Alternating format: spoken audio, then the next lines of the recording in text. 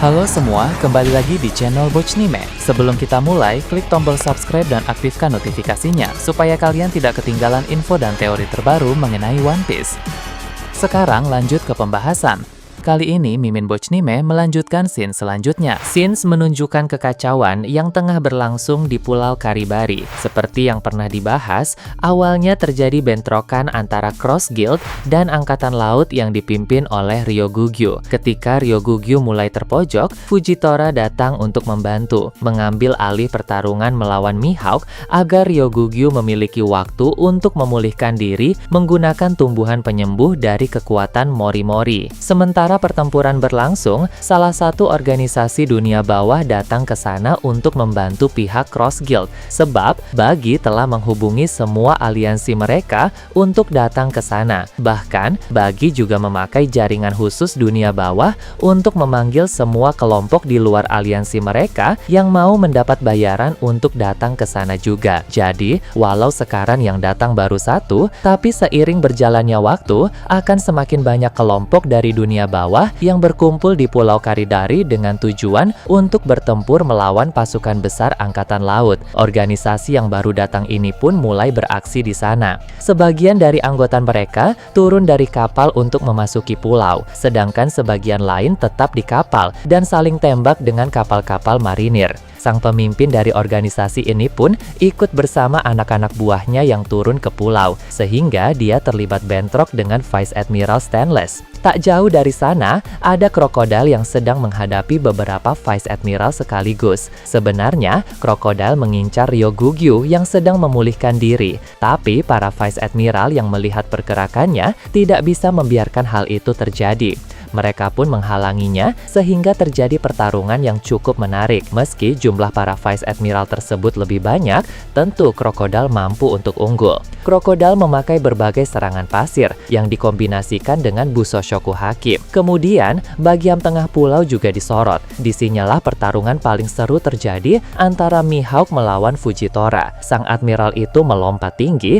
lalu melancarkan suatu teknik tebasan ke arah bawah yang dipadukan dengan Busoshoku Haki dan kekuatan buah iblisnya. Tidak tinggal diam, Mihawk membalas tebasan itu, sehingga terjadi bentrokan besar dari serangan mereka berdua. Adu serangan Mihawk dan Fujitora menghasilkan dampak yang sangat besar, yang membuat banyak orang di sekitar sana langsung terhempas. Bahkan, Ryogugyo yang sudah memulihkan diri juga harus menciptakan batang pohon kokoh untuk melindungi tubuhnya dari dampak bentrokan itu. Ryogugyo pun sudah tidak sabar lagi untuk cepat-cepat menyelesaikan proses pemulihan agar bisa kembali terjun ke medan pertempuran. Beralih ke tempat lain, kantor koran World Economic Morgans diperlihatkan kembali. Di sana, Morgans juga menerima informasi soal permintaan Buggy yang memanggil semua kelompok dalam jaringan dunia bawah. Sebab, Morgans juga merupakan salah satu kaisar dunia bawah. Tentu dia tidak tertarik untuk melibatkan diri dalam pertarungan, karena kelompoknya bukanlah kelompok yang memiliki pasukan tempur. Peran Morgans di dunia bawah bukan untuk ikut dalam pertempuran, melainkan untuk mengumpulkan dan menyebarkan informasi penting. Memang sebenarnya Morgans sendiri juga bisa bertarung dengan cukup baik. Terbukti dia pernah mengalahkan salah satu agen Cypherpol yang mencoba mengancamnya. Namun di markasnya yang bisa bertarung hanya dirinya saja, sedangkan para bawahannya hanyalah jurnalis biasa yang tidak memiliki keahlian bertarung. Jadi jelas Morgans tidak berminat untuk ikut terjun ke dalam medan pertempuran. Meski begitu, Morgan sangat antusias dengan kabar terbaru ini, sebab dia akan mengirim beberapa jurnalis untuk menyusup dan meliput kekacauan yang terjadi di sana. Dia menekankan kepada para jurnalisnya untuk tidak ikut terlibat dalam pertempuran, cukup menyusup dan mengumpulkan informasi saja, kemudian kembali lagi ke markas. Morgans benar-benar bersemangat karena ada begitu banyak hal yang terjadi di dunia saat ini, sehingga banyak pola berita yang bisa dia tulis. Tanpa ikut pertempuran pun, Morgans bisa mengguncang dunia, yaitu dengan berita-berita yang dia buat. Melihat Morgans yang begitu bersemangat, Wapol memperingatkannya untuk harus berhati-hati, sebab Morgans sedang diburu oleh pihak pemerintah dunia juga. Namun, Morgans menanggapi itu dengan santai dan meminta Wapol untuk tenang saja, karena bukan hal mudah bagi pemerintah dunia untuk memburunya. Sejak dulu, Morgans sudah sering sekali kali diburu, tapi perburuan itu selalu gagal, walau itu dilakukan oleh agen si CP0 sekalipun. Morgan sebenarnya benar-benar dapat keuntungan untuk berpindah tempat secara fleksibel karena kantornya berada di balon udara. Ditambah lagi,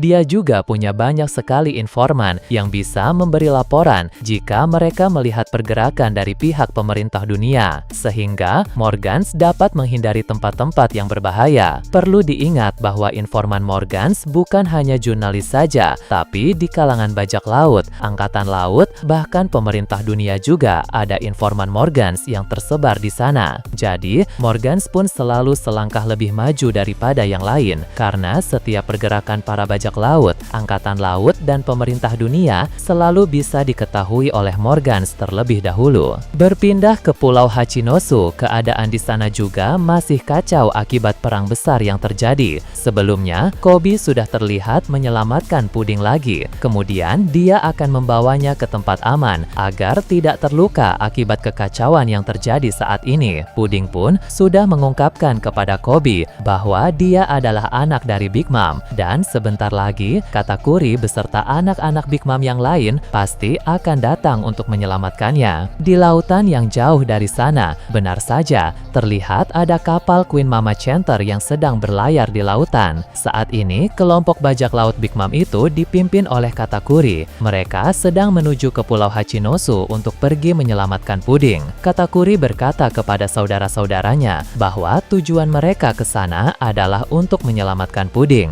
Tapi selain itu, dia juga ingin memberi pelajaran terlebih dahulu kepada Kuzan, karena Kuzan adalah orang yang membekukan Cracker dan juga menculik Puding. Katakuri paham bahwa Kuzan memang sangat kuat, namun Katakuri menguasai teknik Bushosoku Haki yang lebih kuat dari sebelumnya. Dan dengan meningkatnya kecepatan gerakan dari Katakuri, hal itu membuat Awakening es Kuzan tidak mempan padanya. Akan terlihat seru nantinya, benar-benar ya. Katakuri sangat marah kepada Kuzan, sehingga dia ingin menghajarnya terlebih dahulu. Dari perkataan Katakuri, sepertinya nanti kita akan melihat pertarungan antara Katakuri melawan Kuzan. Katakuri dan kawan-kawan belum tahu bahwa di Pulau Hachinosu saat ini sedang ada bajak laut Akagami dan juga angkatan laut. Jika nanti mereka sampai di sana, ada kemungkinan Katakuri beserta anak-anak Big Mom yang lain akan bekerja sama dengan bajak laut Akagami maupun angkatan laut. Kemudian, kembali ke Pulau Hachinosu, kita akan menyoroti pertarungan antara Ben Beckman melawan salah satu aliansi kuat Kurohige yang dulu juga berasal dari wilayah North Blue.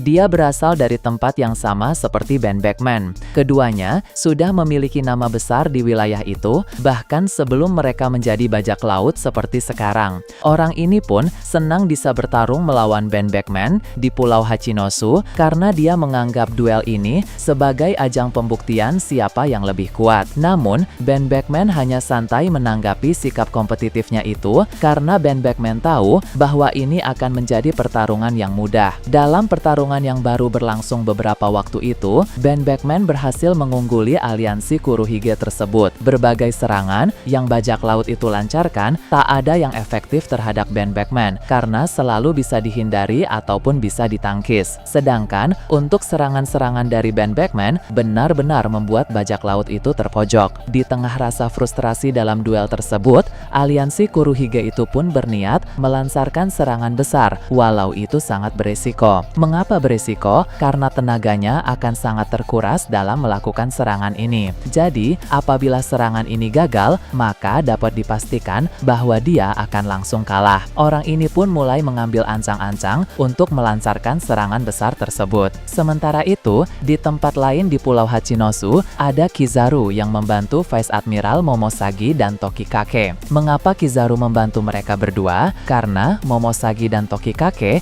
sedang kerepotan dalam menghadapi dua serafim sekaligus. Di sana, dua Vice Admiral tersebut harus melawan S-Shark alias serafim Jinbe dan juga S-Hawk alias serafim Mihawk. Sebagaimana kita bahas, Seraphim sudah berada di pihak Kurohige karena ulah dari Katarina Devon yang berubah wujud menjadi Gorose. Namun, kini dengan adanya bantuan dari Kizaru untuk Momosagi dan Tokikake, tentulah sekarang S-Shark dan S-Hawk yang malah akan terdesak dalam pertarungan itu. Lalu, di dalam bangunan tengkorak Pulau Hachinosu juga sedang terjadi pertarungan yang sengit. Di sana adalah Kiru, Lime Juice, Bong Punch, Monster, dan juga Hongo. Sedangkan di pihak Kurohige ada Shiryu, Avalopisaro, Katarina Devon, dan juga S-Bear alias Seraphim Kuma. Para komandan Titan Kurohige ingin melaksanakan rencana rahasia kapten mereka dari bangunan tengkorak itu. Di sisi lain, para kru Akagami juga sedang berupaya untuk menghalangi dan menggagalkan rencana tersebut. Dalam pertarungan di sana, Katarina Devon berhasil melancarkan serangan telak yang membuat Hongo langsung terpental. Hal itu pun memberinya celah untuk bergegas menuju ke salah satu ruangan demi melaksanakan rencana rahasia dari Kurohige. Tapi, untung saja sebelum dia bergerak terlalu jauh, Hongo sudah datang dan langsung menghalanginya. Melihat kemunculan Hongo, tentu membuat Lakiru dan yang lain langsung menjadi senang. Mereka tahu keadaan akan semakin menguntungkan setelah kedatangan Hongo. Mungkin Hongo ini dari segi kekuatan adalah orang nomor 4 di antara para kru Akagami yang lain. Dia berada di bawah Ben Beckman, Lakiru, dan Yasop. Jadi, keterlibatannya dalam pertarungan di bangunan tengkorak ini akan sangat membantu pihak bajak laut Akagami. Sementara itu, di area lain Pulau Hachinosu, ada Sengoku yang sedang memburu para aliansi Kurohige yang masih berkeliaran. Dia pun berhasil menemukan salah satu dari mereka, sehingga Sengoku langsung melancarkan serangan gelombang kejut dari telapak tangannya. Kemudian, para kru dari bajak laut aliansi Kurohige ini beramai-ramai menyerang Sengoku secara bersamaan. Sang mantan Fleet Admiral itu pun akan mengeluarkan Haoshoku Haki untuk membuat mereka tumbang dan juga terpental. Sengoku memang memiliki Haoshoku Haki, dan di sini kita akhirnya bisa melihat Sengoku menggunakan Haoshoku Hakinya itu. Dampak dari serangan Haki milik Sengoku ini membuat awan bergemuruh hebat dan pancaran petir hitam. Ngeri ya nakama. Beralih ke tempat lainnya, markas Umid yang merupakan salah satu kaisar dunia bawah juga akan disorot. Sebagaimana kita bahas, di tempat itu sedang diadakan rapat yang melibatkan beberapa organisasi dunia bawah, yang mana mereka semua belum tergabung ke dalam aliansi Cross Guild. Tujuan rapat mereka diadakan adalah untuk membahas berbagai konflik dan perkembangan dunia yang mungkin akan membawa pengaruh dalam bisnis mereka. Dalam rapat tersebut, semuanya juga menerima informasi mendadak dari Bagi yang memakai jaringan dunia bawah untuk memanggil seluruh kelompok untuk datang ke Pulau Karibari. Seperti yang dibahas di awal, selain dari aliansi Cross Guild, juga kelompok-kelompok lain yang belum beraliansi juga dipersilahkan untuk datang, karena mereka akan mendapat bayaran yang besar. Salah seorang pemimpin organisasi yang sedang rapat di markas Umid ini pun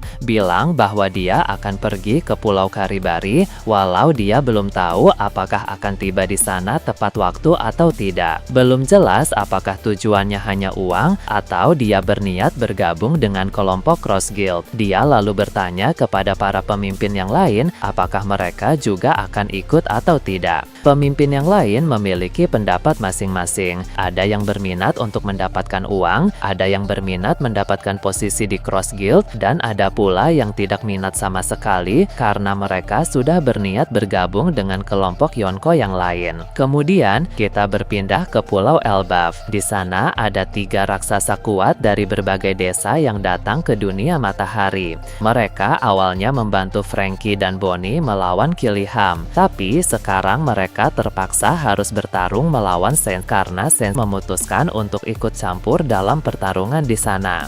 Ketiga raksasa itu pun mampu bertarung dengan sangat baik sehingga memaksa Sen untuk lebih serius lagi. Sen pun menciptakan tanaman-tanaman duri berukuran besar lalu memakai tanaman tersebut untuk melancarkan serangan beruntun kepada mereka bertiga. Ketiga raksasa ini mulai kerepotan dalam menghadapi serangan dari Satria Suci tersebut. Mereka berusaha untuk menghindar dan menangkis, tapi salah satu dari raksasa itu terkena telak. telak, sehingga dia pun langsung tumbang.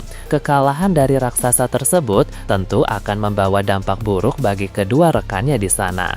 Karena hanya tinggal masalah waktu saja, dua orang itu pun akan kalah juga. Level kekuatan kesatria suci memang jauh di atas prajurit raksasa. Nah, bagaimana menurut kalian terkait ini? Nah, itu tadi berbagai hal menarik pada pembahasan channel Bochnime kali ini. Menurut kalian bagaimana? Silahkan tulis di kolom komentar di bawah. Oke, segitu saja untuk pembahasan kali ini. Jangan lupa like, share, dan subscribe untuk video menarik selanjutnya. Peaceful World!